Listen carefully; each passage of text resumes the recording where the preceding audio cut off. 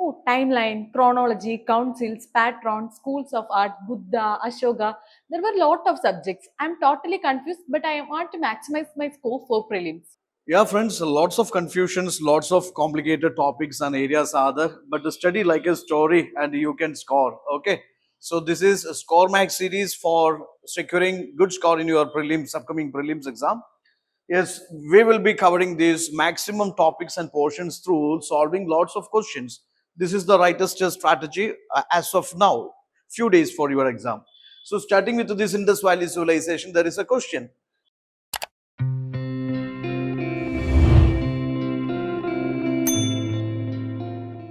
With reference to the technology and crafts, which of the following are the features of the Harappan civilization? So we know that there is a Harappan civilization, there is a pre-Harappan phase, mature Harappan phase, late Harappan phase, and this mature Harappan phase, that is known as the urban civilization, that is known as the urban phase. Okay, so coming to this urban phase, it has lots of features. Yeah, okay, it was an urban civilization. Features are like they are expert in board making. Yeah, bricklaying, wool and cotton textiles, manufacture and use of iron. So if you simply know the fact, I mean, the fact is that they are expert in trade, they conducted this barter system, or they had exports and imports, and they were cotton textile manufacturers, and they traded with this Mesopotamia. And of course, they had a Lothal as this, ancient maritime port town. Okay, if you know these basic things, this is answerable. Also, this civilization, this was a Bronze Age civilization. This was a Bronze Age civilization. Iron does not made its appearance in this Indus Valley or Harappan age, This was a Bronze Age civilization. So I eliminated the fourth point, and 1, 2, 3 are the features of this Indus civilization. So understanding the fundamental features of Indus civilization is a solution to solve lots of questions asked in the exam. Okay, this is one of the favorite area for UPSC. Please try to understand what are the socio-economic, political, cultural, religious features of this Indus civilization. That's very important, especially during its mature phase. Okay, that's important for you. So I will go for 1, 2, and 3. It is not an Iron Age civilization. Okay, there is a question. This is regarding the position of women in the Rigvedic age. This is regarding the position of the women in the Rigvedic age. So you must understand that this women is again a hot topic. This is, the position of women, the status of women, role of women, or maybe the changing status of the women institutions of ancient times. This always favorite area for UPSC, frequently asked by UPSC. So coming to this Rigvedic age, position of the women, they attended Sabha and Vidathas. Levirate was practiced, child marriage was common, widow remarriage was allowed, polyandry existed.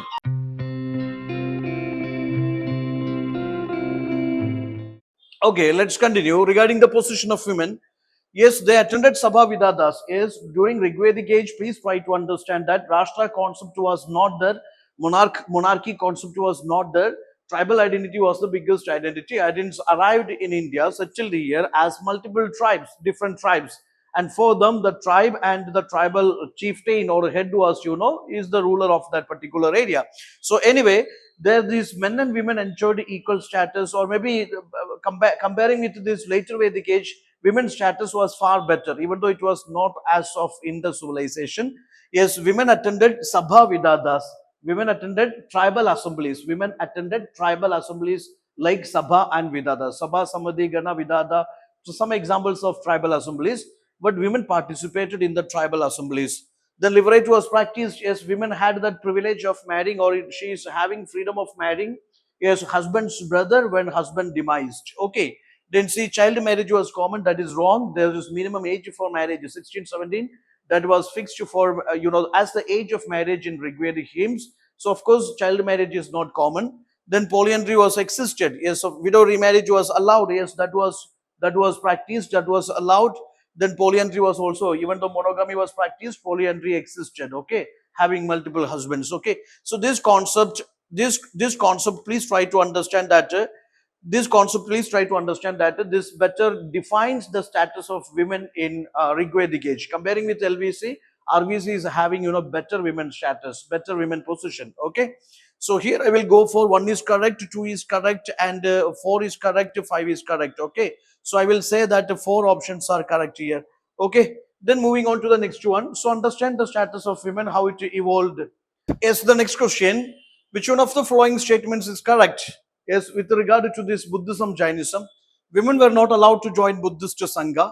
So this is very common sense. We know that Buddhism, Jainism, there were not only religious movements but also there were social movements. They were against the existing the social or religious or cultural discriminations and distinctions. Okay, so of course they stood for this gender equality. So that sense I would say that yes, you see, women were not allowed to join Buddhist Sangha, which is wrong. Okay, which is wrong. Yes, his stepmother was the first person to join, women to join this Buddhist Sangha. Yes, Buddha used Pali language. This is again a very common message. We know that, yes, people get so confused with this, Sanskrit religion or this, classic religion or maybe the complex religion, its language and literature. They wanted something simple. In that context, born Buddhism, Jainism, both Mahavira Buddha, they used the language of the commoners only. They used Prakrit and Pali only. So that sense, the second statement is correct. First Buddhist council organized during the reign of Kanishka. We know that first Buddhist council that was immediately after death of Buddha. Immediately after death of Buddha. Okay. And Kanishka is, that is the fourth Buddhist council. He was the, patron of the fourth Buddhist council.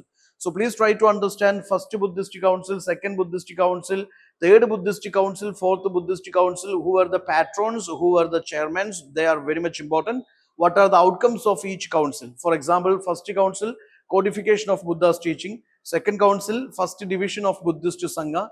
Third council, there is, compilation of Buddha's teachings into Vinaya Pitaka, Sutta Pitaka, Abhidhamma Pitaka. Fourth council, there is emergence of Hinayana Mahayana Buddhism. Similar way, understand their locations, understand their chairman, priest, and their patrons. Okay. So here, first is not during Kanishka. Then Mahayana sect of Buddhism was emerged during second Buddhist council, which is wrong. That was in the fourth Buddhist council. So these are some, you must have some conceptual clarity regarding Buddhism, Jainism, teachings, ideologies, and their councils or maybe their contributions, etc. With reference to Mauryan administration, consider the following statements. Another question, just look into this. Mauryan administration. Mauryan administration. Elephants were not used for war during Mauryan age. Yeah, this is basic common sense. We know that, yes, even before Mauryan Empire, there was Magadha. Out of 16 Mahajanpadas, there is a powerful Mahajanpada, which is Magadha. Yes, and during that time, Alexander invaded India. And his soldiers, after northwest conquest, they hesitated to move towards the east because they got a news that this east ruler or Magadhan ruler Nandas are having a powerful army, and that army is, comprising infantry, cavalry, or this, there is war elephants, infantry, and this cavalry, etc. So war elephants constituted one of the biggest source of, power for this, ancient empires, okay, or ancient this, army forces. So elephants were not used in war during Mauryan age, which is wrong because even before that, Magadhas used means obviously that would be continued here also. Okay. Ashoka defeated Seleucus Nicator in war. This is not Ashoka. This is Chandragupta Maurya who defeated Seleucus Nicator. Okay. Then after converting to Buddhism, Ashoka dismantled the standing army of Mauryan Empire, which is a wrong idea. Ashoka know that if I do that, I will be, hanging on the wall as a wall sticker, So he never, dismantled his army. After Kalinga war, yes, he stopped his policy of this, warfare and this expansionism, etc. But consolidation of his administration, that is with the help of army only, even though he followed this peace philosophy of Buddhism. Okay. So I will say first statement is wrong, second statement is wrong, and third statement is wrong. With reference to ancient Indian history, the term Sandhi Vigrahiya referred to was its center of learning, merchant trades, minister of war and peace, feudal chiefs. So you can see that something Sandhi Vigrahiya. You see, literally, Sandhi is something, a treatise or a truce. Okay, Sandhi Vigrahiya. So with the literary meaning, you can come up with the answer. This is somewhere matching with the Minister of War and Peace. Okay. So next one. So the terms are important for you. Lots of terminology questions UPSC asks every year.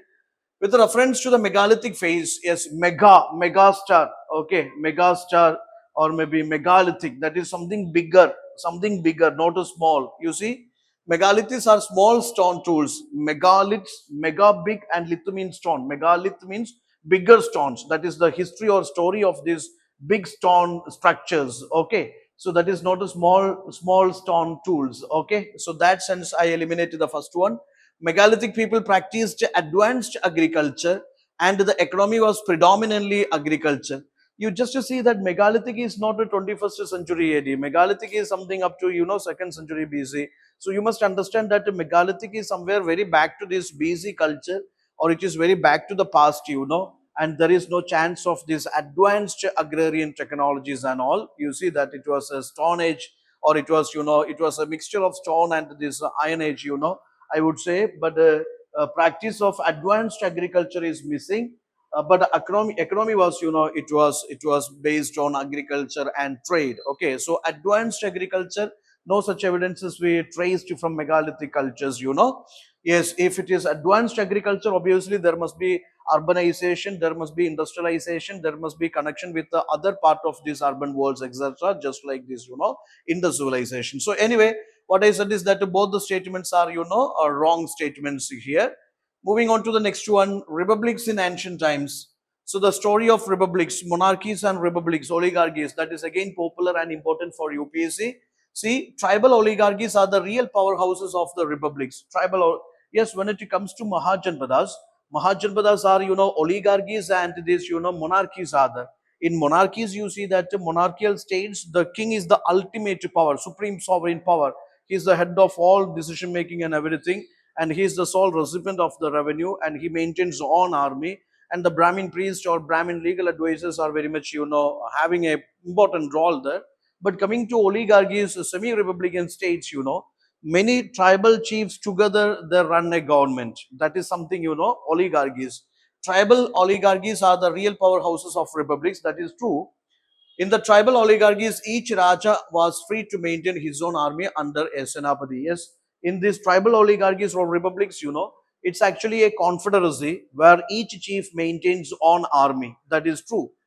Brahmanas had an important place in the early republics, and Brahmanas recognized these states in their law books. Actually, Brahmanas had or Brahmins had no role in these oligarchies, or semi-republican states. They were more powerful in these monarchies, or they have close intimacy with these, monarchs. Or monarchs, had given them certain titles or positions and status, but the same Brahmins not having such much importance in this, is oligarchies. So I will go for first one.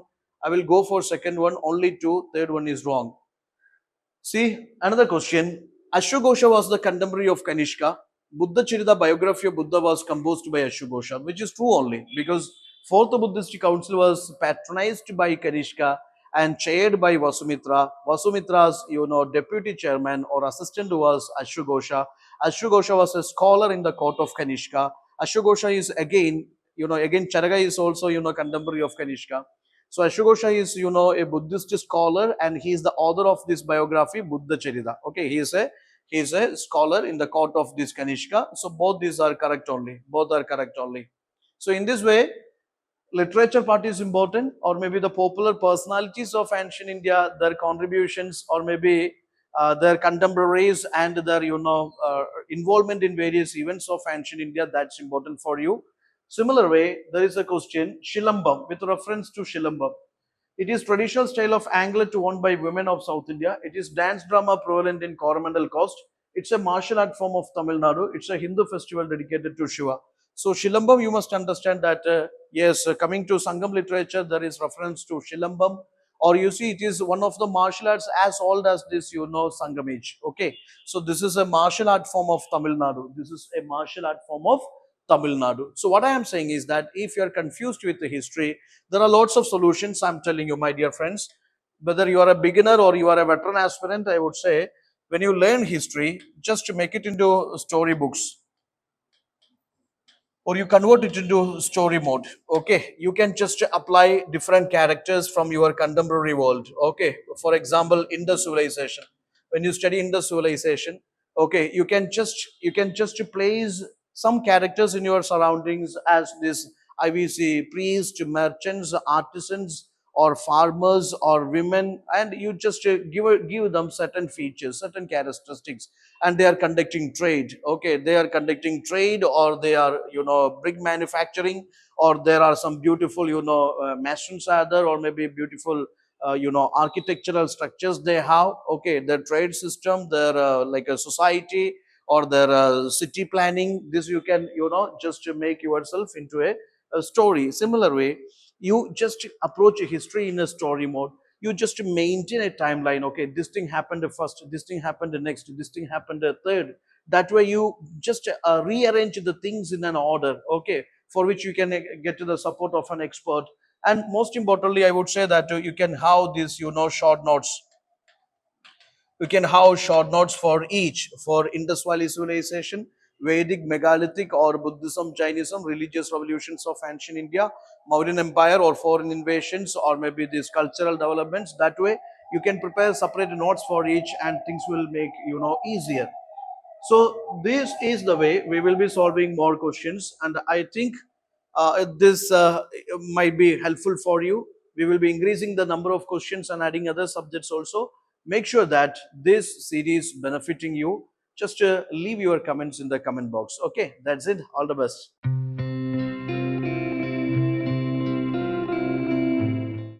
Gallant IAS, chasing your passion to ace.